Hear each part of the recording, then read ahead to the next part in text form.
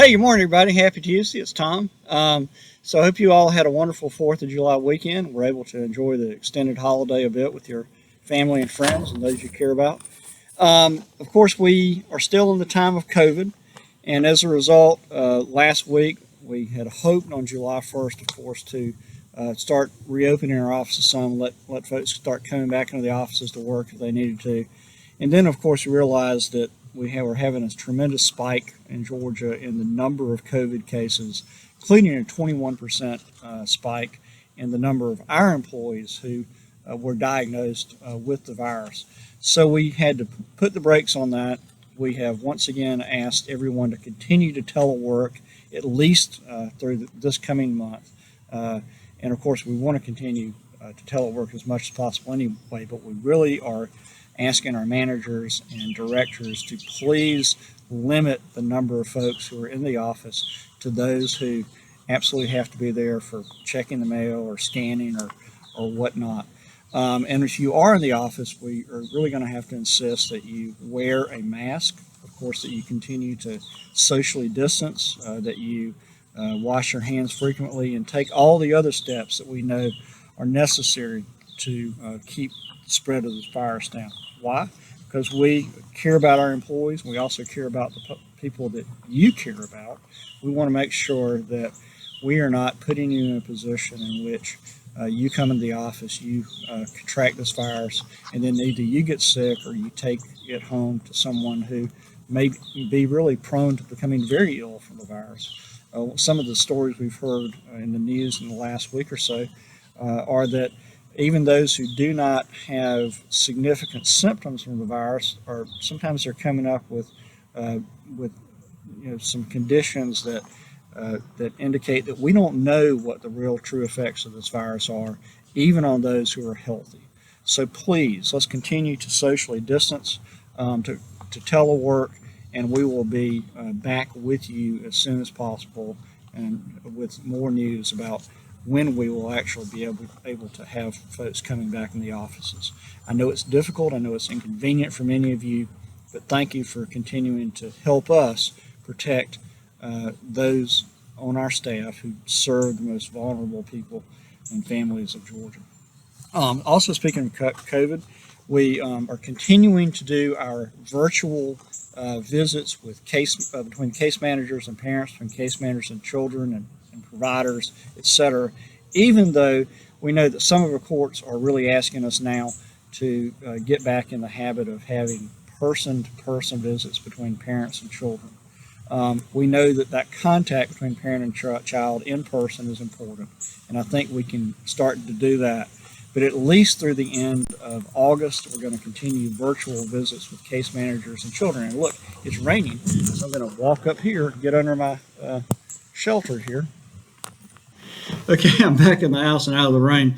As I was saying, we're going to continue to have virtual visits between case managers and children and foster parents and providers, while, of course, making sure that when we do need to have a person-to-person visit between a child and a parent or a child and a sibling, that, with the court's direction, with the court's input, that we are recognizing that need and trying to balance, of course, the need to keep children and families safe from the virus with the real need for children to see the ones they love, to see their parents and have that person-to-person contact. We'll, of course, have some more direction on this. I think by August 1st, we'll have some more clear guidance on what we'll be doing beginning in September as we hopefully, again, try to get more into the personal contact part of our work that makes our work so valuable. But as this is in flux, if you have any questions, run into a situation and you're not sure what to do, should this be an in-person visit, should this be a virtual visit, should this be a virtual contact or a live contact, please email Lon Roberts, lon.roberts@dhs.ga.gov, and he can help you out. Also, July is Teen and Siblings Appreciation Month. We, of course, greatly value the teens who are in our care. We have the wonderful opportunity to help them become responsible young adults. And with the siblings who are in our care, we know that sometimes, especially when we bring in larger sibling groups, that keeping those young people together really helps their experience in foster care go better. We know that I think 45% of our foster parents say that when they have siblings in care, it just seems to things go much more smoothly because there is that they have someone in that home on whom they can rely. I would remind our folks out there that we always need more foster parents who can take care of our teenagers in care and who can take care of our larger sibling groups. So if you're interested in that, please visit fostergeorgia.com. Also, on the OFI side, I continue to be very proud of everyone in terms of the timeliness. Our family Medicaid for the last recently was 97.35%. For SNAP, it was 99.13%. TANF, 99.69%. This productivity is off the charts.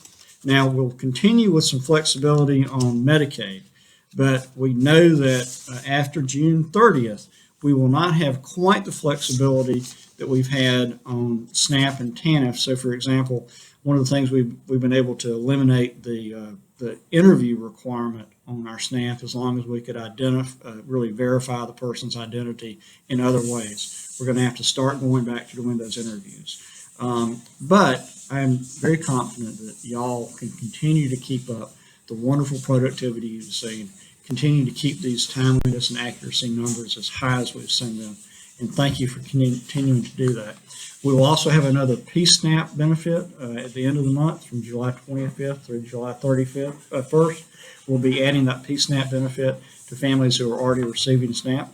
We also expect toward the end of the month, perhaps in the third week, to roll out the PEBT benefit for families whose children would have been receiving those free and reduced lunches at school during the COVID time when schools were shut down between March and May. And so we'll get more information about that on our DFACS website. We're still getting the technology up and running, getting everything finalized to do that for real. But in the interim, if you have any questions about it, please visit our DFACS website. I think despite the rain interruption, that's all I had to talk about today. I hope you'll have a wonderful week and hope you get to enjoy some sunny weather. It's raining today, but maybe the sun will come out tomorrow. So I'll see y'all, and we'll have a good and see you next Tuesday.